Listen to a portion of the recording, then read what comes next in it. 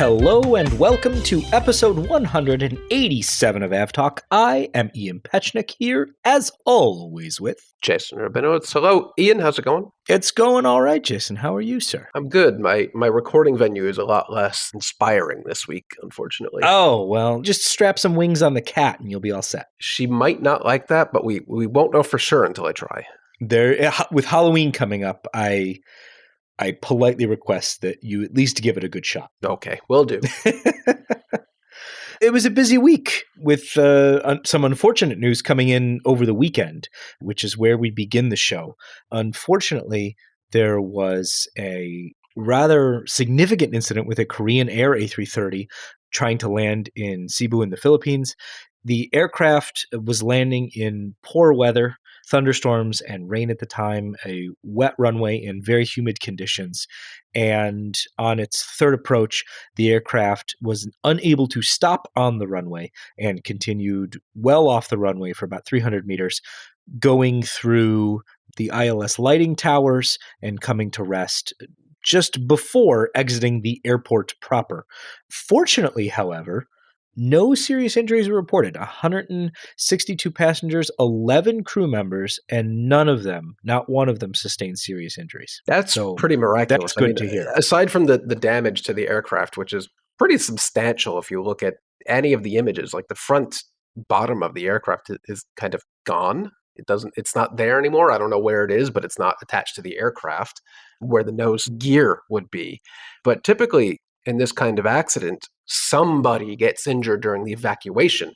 A lot of accidents like this, maybe nobody is injured during the actual accident, but somebody sprains an ankle, breaks a leg during the evacuation. But in this case, no injuries whatsoever. That's pretty amazing. Yeah, it was really good to hear that no one was injured. I think it looks much worse for wear because of what it drove through, I guess, after exiting the usable part of the runway. So the data that we receive from the aircraft, unfortunately, doesn't go to, I guess, 0 knots. The aircraft was still moving at a high rate of speed on the runway when the last ADS-B data came through. So at 15:08 UTC, which is 11:08 p.m. local time, the ground speed was 90 knots. And that was at a point on the runway. So the aircraft landed on runway 22 and going almost all the way down the runway to where the touchdown area for runway 4. So if you're landing in the opposite direction, the aircraft reported its last positional data and speed data there. So 90 knots still there, much faster than an aircraft would normally be traveling at that point in its landing roll. Then went about 300 meters off the usable portion of the runway, so beyond any paved surfaces into the grass.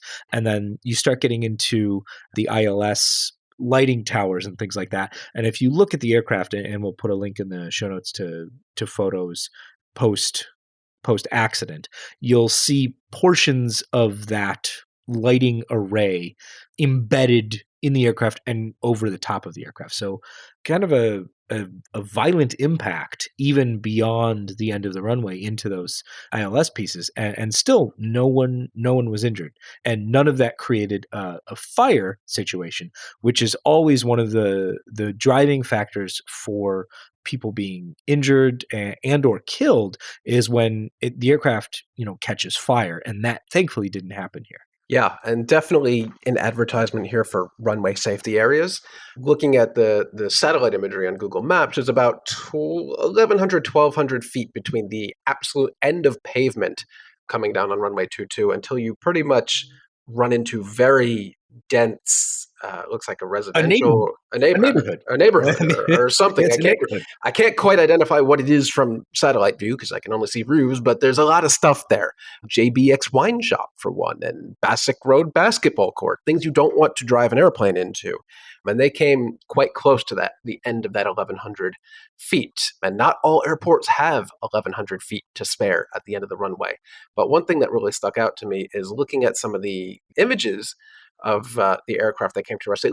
At first it looks like it came to rest next to a lake or something, and there's no lake there. It's just there are these gigantic puddles from, I guess, all the rain they had that contaminated the runway, and it just kind of looks like it settled next to a little lake.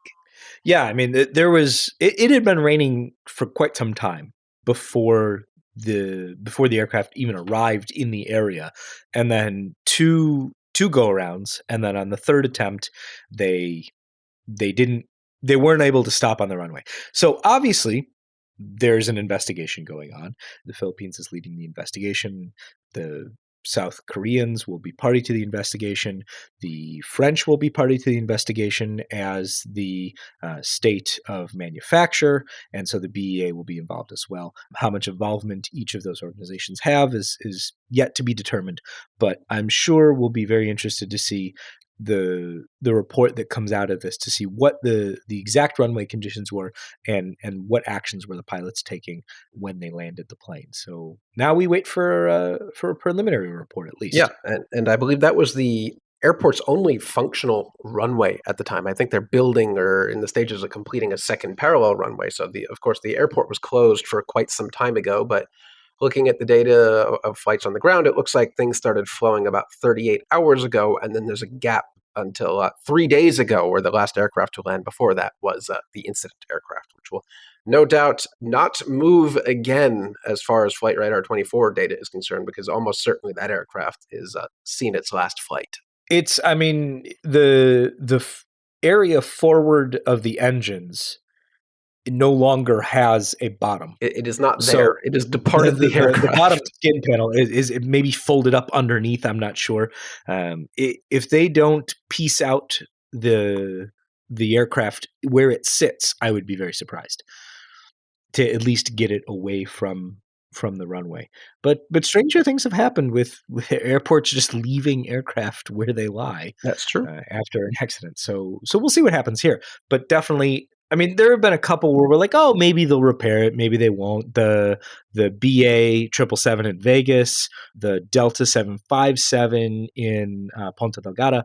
This one, is not that. I would eat a winglet if they decide to repair this aircraft. Hopefully it's a carbon fiber winglet and not aluminum, because I don't see that happening. Yeah, but also kudos to Korean Air for very quickly putting out a statement and taking responsibility for this. Far too often we see airlines or companies in general just ignoring issues or emergencies or crises that come up, but Korean Air was all over it very quickly. Yeah, they got a statement out fairly quickly and then came out with a follow-up statement that expanded on that original statement and gave a lot more information and detail. So I thought that was good on them to do that and get that out quickly. The most interesting thing to me, and someone mentioned this when we shared this, is the statement itself was shared primarily via Instagram. Which is one way to do it. It was an interesting choice. I mean, and I guess, you know, they felt like that was the easiest or the quickest way to get the information out. Maybe the person that updates the website was off for the weekend. It was overnight, so I'm not sure they got to the person who runs their Instagram first and was like, here, post this. So, but yeah, I'm just an interesting side note here. So yeah, we'll leave that as it is until we get more information. Then I'm sure we'll talk about it in a future episode. Jason, it's an exciting week in Long Beach, California. You're not there this year. I'm not. I'm not there. That's a good deduction. I am not. But tell me about what's going on in Long Beach this week and what, if anything, I should care about. Well, there's the I think what you're alluding to here is the Apex Expo, which is kind of like the show I go to every year in Germany, in Hamburg, the Aircraft Interior Expo. But this one's a bit smaller, and I just didn't make it this year. I've been traveling enough recently, but not all that much out. But something did catch a lot of eyeballs yesterday, which was an Airbus announcement. So they've been, Mary Kirby and John Walton over at Runway Girl Network have been all over the potential of a 10 abreast A350 economy cabin for years now. This dates back to quite a long time. And there are some airlines today with the 10 abreast A350 economy cabin, but this would be called NPS. And do you know what NPS stands for, Ian? I do. I do. Is this like, should I actually guess, or is this like a No, you rhetorical already question? know. It's new production standard. So we didn't get anything fancy like airspace or neo or whatever. It's new production standard, and basically what that means is Airbus is going to shave a couple inches off the sidewall to create additional width in the cabin of their aircraft that they already called the extra wide body. Apparently, it wasn't extra wide enough. They need more space in the cabin. See, now here's where they missed the opportunity to go with XXWB Yes, instead of yes. NP, because the A350 XWB NP. There's a Now future in marketing for you.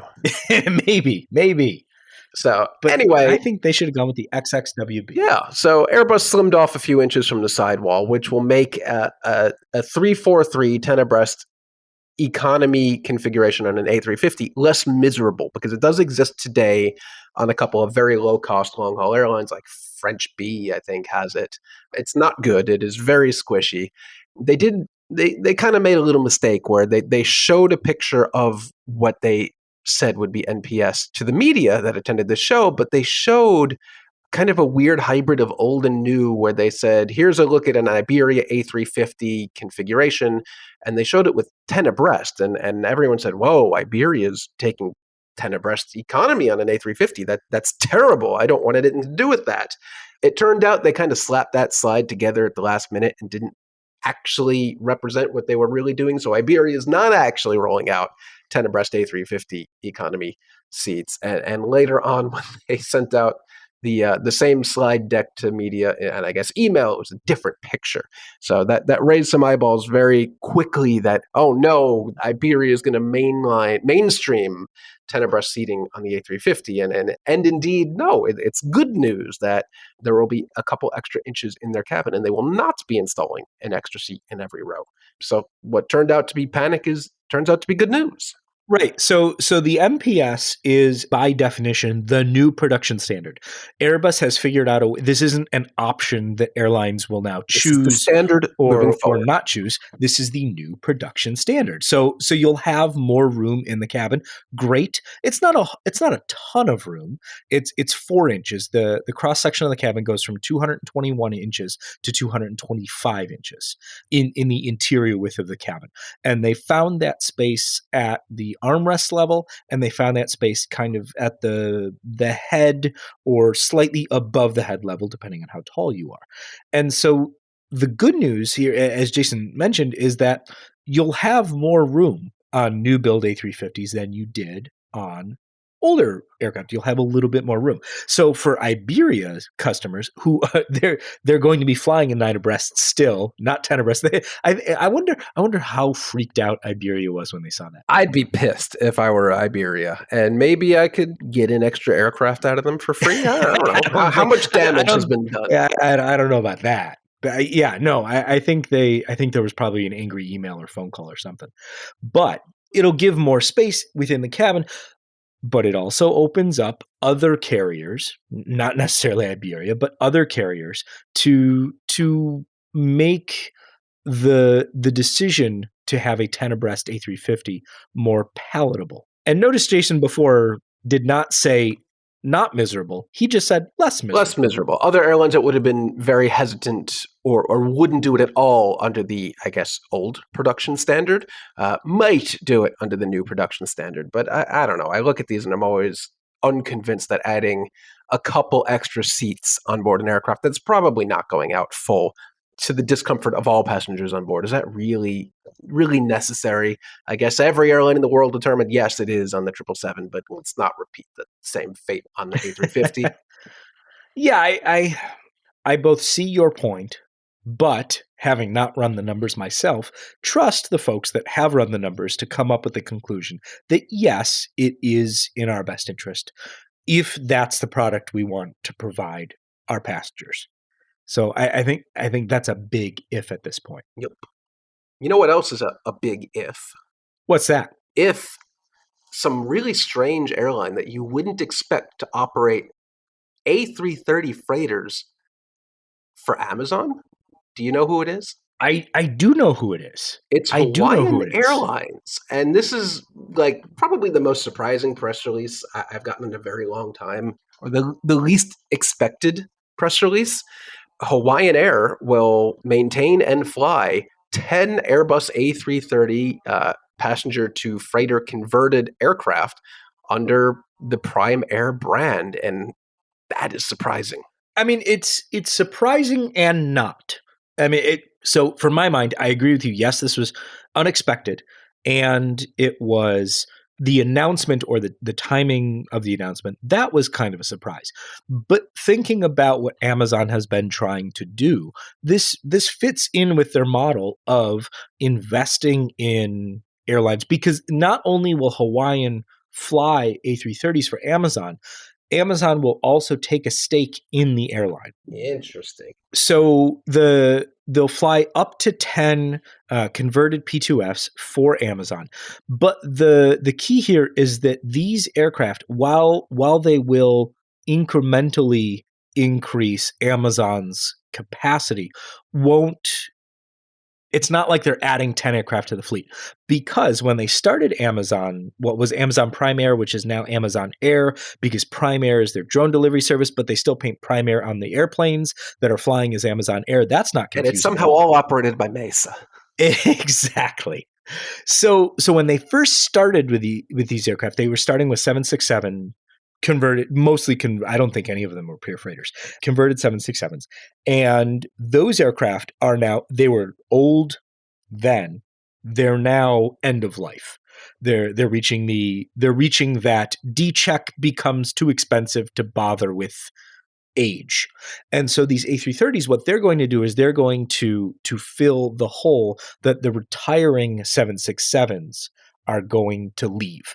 So it's not a huge increase. They're not adding 10 aircraft to the fleet. They're not adding 10 A330-300s to the fleet just to add capacity. It will incrementally add capacity because the A330-300 will carry more cargo than the 767s. Yeah, and there's a couple interesting points here. A, these are not Hawaiian Air aircraft currently. These are 300s. Hawaiian Air currently has 200, so these are coming from somewhere else. And yes, it happens to be coincidental at the same time that Hawaiian Air will phase out its A330 fleet in favor of new build 787s coming soon, eventually soon. Eventually soon. Eventually Yes. soon. Only Boeing knows for sure, not even them. But these will enter service in next year and in 2024. And I guess it makes sense, since instead of having to train your current A330 pilots over to 787, they can just move over to these freighters. I assume, At least some of them. yeah, at least some of them. I would assume that a number of Hawaiian's most senior A330 pilots would much rather move over to the 787 Yes. and continue passenger flying, because cargo flying and passenger flying are very different, as the pilots we've talked with on the podcast before, both on the passenger side and the cargo side, have noted extensively. So it'll be interesting to see where this pilot pool comes from. But I mean, it helps that Hawaiian is very familiar with the A330 already. Yes, and it's also interesting that it'll kind of turn Honolulu into this little trans-Pacific freight gateway, since apparently Anchorage is bursting at the seams and can't really take anymore. And this is a nice little alternative route between Asia and then the West Coast U.S. Yeah, that part of the puzzle, I think, is the most interesting to me, because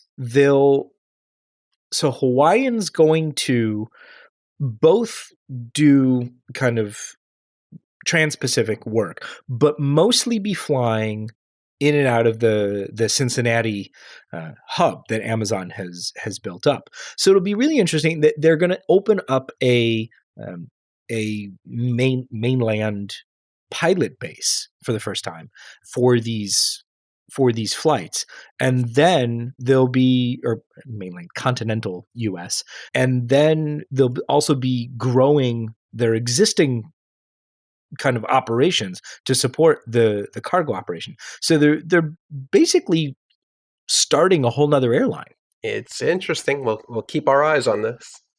I mean, who else is going to do this? I mean, that's I guess the next question. Who's going to fly for Amazon next? Because you've got Sun Country. Mesa. They flew 737s, and then they said, "Oh, we can We can fly them with boxes in them too. That'll be fine.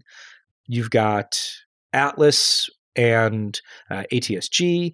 You've got Hawaiian now. And so, I mean, I guess the question becomes who's next? I don't know. Well, stay tuned. I don't know. There you go. Speaking of Airbus aircraft, we have two, I don't want to say big orders. One's fairly healthy and one's just fascinating. Wait, only one of them is Airbus, though. You said, speaking of Airbus, only the first one is an Airbus order, and that would be a top-up order from Air Canada for 15 more A220s, bringing their... we skipped right over it. You're right. There are two Airbus orders. You put it in red. Okay, I skipped right over that one. We're going out of order here. But how dare I? But Airbus will be manufacturing 15 more A220-300s for Air Canada, produced specifically in Montreal. They made sure to say these are going to be Canadian-built aircraft. We don't want that stuff over from Mobile or whatever. These are proudly Canadian aircraft, so that's nice. They'll probably be able to get these to phase out the rest of their very, very, very, very old A320, A319 fleet. So that's nice. What else happened in Airbus land? Well, the one that you skipped over that I was most excited about, that the airline itself spoiled days ago. That was the best part about it. Oh, you ruined my whole bit, man. Oh, well, I skipped over it entirely, so now everything's it's all there. Lost. You go. So Air Cote d'Ivoire ordered 2 A330 Neos, but they ordered them first on Twitter. I did not know you could do that yet. I know you could do a little marketplace on Twitter, kind of like in your profile, but I didn't know you could buy it. Apparently, you can buy A330s via Twitter now. So the announcement comes into inboxes for journalists, and they say, "Don't tell anybody about this yet. Go ahead and write your story, and then we're going to announce it at this time, and then you can release the story." Then they scooped their own embargoed announcement by just posting it on Twitter. Okay. I thought it was great. Yeah, it was great. All announcements should be like that. So 2 A330 Neos, and I didn't see a delivery date. Did you? Skimming. Nope. Okay. So when we figure out the delivery date, then we'll have to go flying. But looking forward to seeing them. And then we have not a new Boeing order, but more paperwork was signed by Alaska Air to top up or really bulk up their existing MAX order. Yeah, they have exercised options for an additional 52 737 MAX aircraft. 42 of them are the -10 variant. 10 of them are of the -9 variant. So that's a lot of aircraft. That is a lot of aircraft, and it's a lot of -10s, but they're going to have to continued waiting for the -10 to be certified. This week, the FAA basically said, and Boeing basically agreed, that it's not going to happen by the end of the year. So we're really, really leaning on Congress to say something here. They haven't said anything since they said something. And that was, 2.5 weeks ago? So at this point, late October. We're still waiting. Unless something happens, it's going to be interesting to see what happens in the next Congress and whether or not... Whatever that looks like. Yeah, I mean, whether or not anybody does anything on that front, or if Boeing just says, okay, fine, we'll put the crew alerting system in, which I just don't see happening. But we wait. And a little more detail on the Alaska order. These aircraft will come between 2024 and 2027, and Alaska also secured the rights for 105 more aircraft through 2030, which they are saying it's their largest Boeing aircraft order in its 90-year history, but most of this, more than half, or actually the bulk of it, 105, are options. They're not firm, so they may or may not ever actually happen. But it says, Alaska says that this puts them on the road to once again become an all Boeing airline. For real this time. For real this time. Not like the fake all Boeing airline they've been for the last couple decades. For real this time. For real. They mean it. And they do mean it. By the end of next year, no more -8s, no more Airbus aircraft, all gone. They'll be purely Boeing 737 airline. That's it. For real. Maybe. Let's move over to Embraer, who took a nice order from TUI. They have selected the E195 E2 and they are going to take delivery of 3 of those, leasing through AirCap. Yeah, So for that will, TUI Belgium to be yeah. particular. And those will come in the first half of next year, actually, so quite soon. And E2 is an aircraft you just don't hear much about. So good for them. And it's a nice aircraft, so I would love to hear more about it. I Thank would you love to very fly much. one day. So I'm waiting for Porter to get theirs in service any day now. Any day now. Yes, that will be good. Let's go to Florida. Do we have to? Yeah, we have to, because somebody from Cuba went to Florida, and this becomes a good story. So a guy was flying an Antonov An-2 on a crop dusting flight. He was carrying out quote unquote agricultural fumigation tasks, and then after completing the second flight of the day, the pilot just decided He noped out of he there. had enough and flew from Cuba to Florida, landing in the Everglades Dade Collier Airport. So There is so much to unpack in that sentence. Wow. Yeah. So for one thing, an AN-2, if you're not familiar, it's a Soviet-era aircraft, a bi-wing aircraft. So it is very old-timey looking. Apparently, these are like they're tanks. You can't destroy them. He flew all the way to, if you're not familiar with the Dade Collier Training and Transition Airport, it is literally smack dab in the middle of nowhere, Everglades, connected to nothing. Basically, I think there's one road to US 41 that was initially way back in like the crazy days of the 50s supposed to be a mega supersonic aircraft airport. Obviously never came to be, but it is not near the coast. It is quite a distance from any body of water. So it is quite surprising that this pilot was able to go the 30 at minimum 30 miles from the water all the way to this airport undetected. And there's going to be a whole lot of questions for a whole lot of people about how this was able to happen.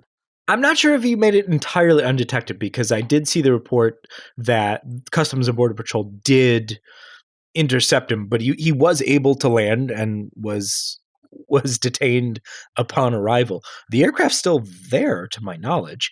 I'm not sure if Cuba's going to want it back. I don't know if they're allowed to get it back.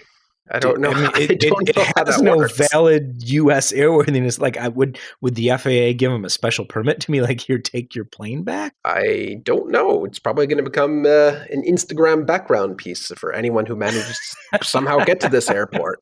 But there is video of the pilot flying this airplane at exceptionally low altitudes to evade radar detection, and apparently mission accomplished. Yeah, somebody was out fishing out in the Atlantic, and there goes a plane about that's 15, unusual. 20 feet off the ground.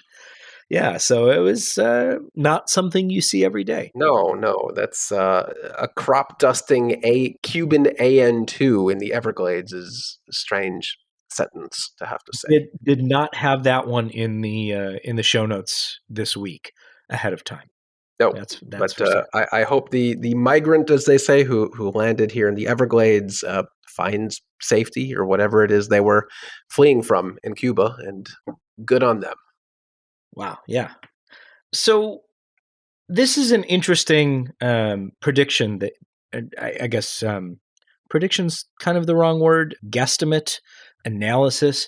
So Eurocontrol puts out a traffic study every so often, and their analysis this time around deals with returning to Russian airspace, the ability of European air traffic to return to Russian airspace.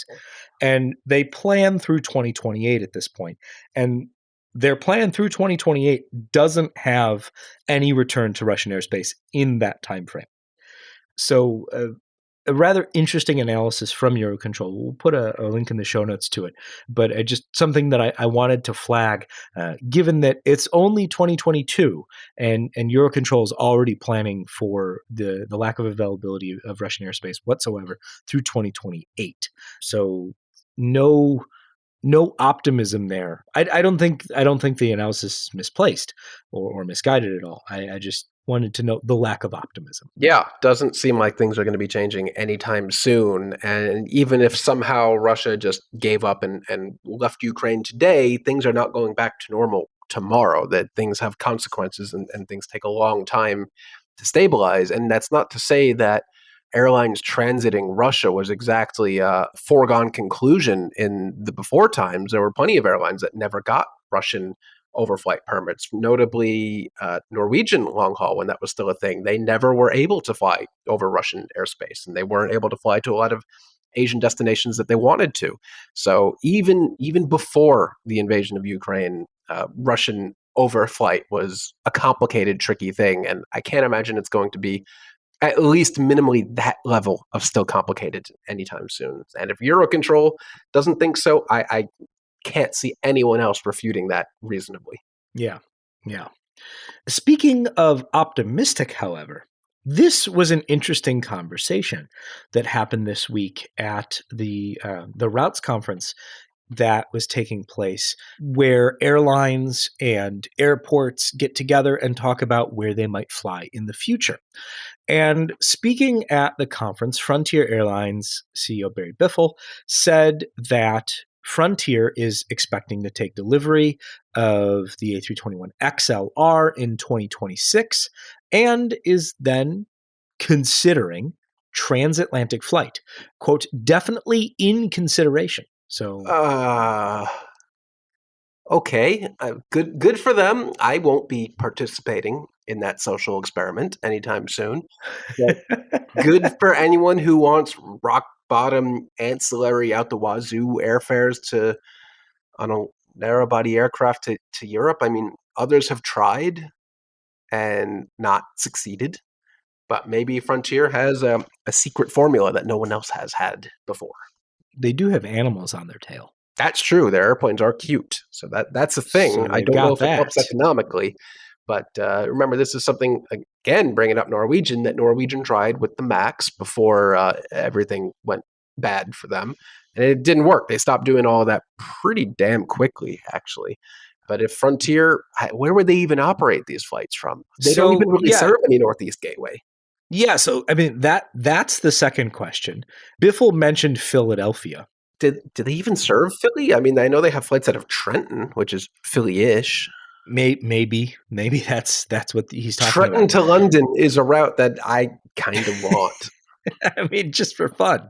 But so Frontier mentions Philadelphia, and the other thing that he mentioned was also looking at going deeper into South America. So using Miami as a gateway. That makes much more sense. Yeah, using Miami as a gateway deeper into South America, and then also being able to fly from the West Coast to the Caribbean on some of those into those hard longer. Pass from me on that one. I mean, I understand Miami to South America, like JetBlue does plenty of that. I think they have some pushing 8-hour flights on their 321 Neo LR, so that does not surprise me at all. Yeah, but the West Coast to the Caribbean is a little. Is there even a market for that? That's the Caribbean to the West Coast is Hawaii and like Mexico. Is there really a demand for like LA to Puerto Rico? I guess. I mean, Puerto Rico probably, but the rest of the Caribbean, I don't know about that. I guess that's the question. So an interesting thing to consider. He also said that they're looking at adding I don't want to call it a premium cabin, but a not as uncomfortable version of their current cabin. Oh, you could call it the aircraft.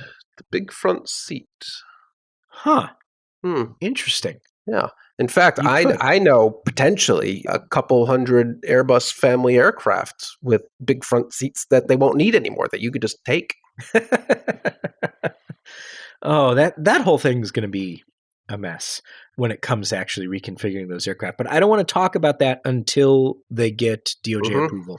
If they get DOJ approval, then we can talk about what a mess that's going to be. Okay, we'll talk about that next year. The JetBlue Spirit thing. So yeah, we'll see if they go from there. But nonetheless, interesting. I think transatlantic on a Frontier aircraft as it is configured now. No. Not for me. Some people, yes. Me, sure. No. I mean, I don't want to begrudge anyone that's willing to do that. I certainly want to hear about it, but I do not wish to participate in that. Absolutely. Having reached the ripe old age of I slept funny and now I have to go to physical therapy, I do not want to be in a frontier seat for that long. They're pre-reclined, Ian. Across the ocean. Sure. That I mean, that's a thing. The marketing phrase, sure. But no, thank you. I'm good. Interesting though to see what they're going to do with the aircraft because they've ordered them. They've got to figure out something to do with them. So now we only have to wait 4 years or possibly a little longer because airlines are currently warning about the delays that they're facing. JetBlue this week said, this is how many aircraft we expected to take. We're going to take fewer aircraft than we initially expected because of all the supply chain and production problems that Airbus is having. The same applies to Boeing and the MAX as well. And then there was one other thing I wanted to mention before we left this week. Oh, Boeing earnings came out today. We'll put a link in the show notes to the actual earnings write-ups because they do much more justice than we could do.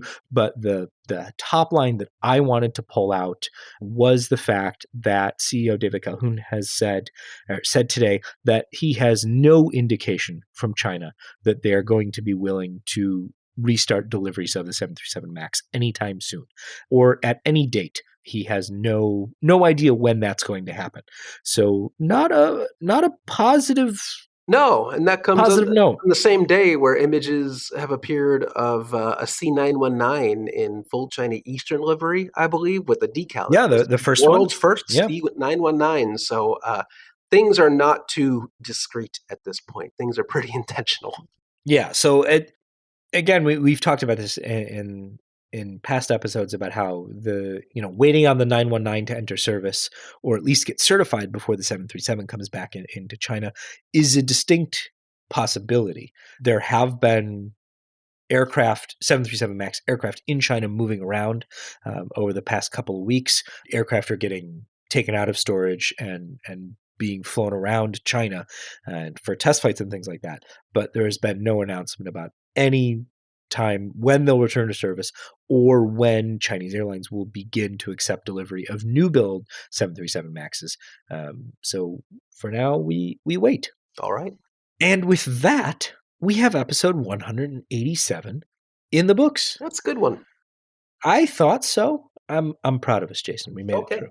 Hit the stop button before we say anything the stop we can't take back. There you go. I'm Ian Petchnick here as always with Jason Rabinowitz. Thanks for listening.